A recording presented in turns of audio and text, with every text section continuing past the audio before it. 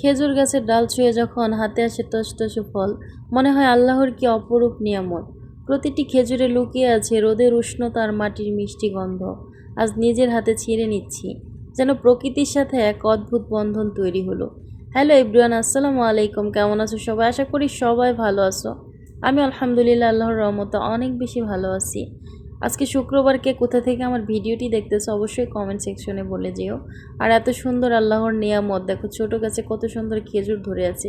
এই খেজুরগুলো ক্যামেরাতে বোঝা যাচ্ছে না, বাট আকৃতিতে অনেক বেশি বড় আর কালারফুল অনেক বেশি। তো যাই হোক, দেখতে অনেক বেশি সুন্দর। খেজুরগুলোর কী নাম আমি জানি না, আমি আগে কখনো দেখিনি এই খেজুরগুলো। যদি কেউ জেনে থাকে অবশ্যই কমেন্টে জানিয়ে এগুলো কী খেজুর বলে। যাই হোক, আমি কয়েকটা ছিঁড়ে নিয়ে আসছিলাম, দেখতে অনেক বেশি সুন্দর হলো, খেতে অত বেশি ভালো না। কিন্তু এই জায়গাতে গিয়ে মনটা আসলে ভালো হয়ে গেছে। সারাদিন মনটা একটু খারাপই ছিল, বাট বিকেলে যখন মাঝরাতে গেলাম এই এই দৃশ্যগুলো দেখে আসলে মনটা ভালো হয়ে গেছে। চোখ জুড়িয়ে যাওয়ার মতো দৃশ্য, আর আল্লাহর নেয়ামত যত দেখি ততই প্রশান্তি মনের মধ্যে ফিরে আসে। ভিডিওটি যদি ভালো লাগে শেয়ার করে দিও, পেজটা ফলো দিও।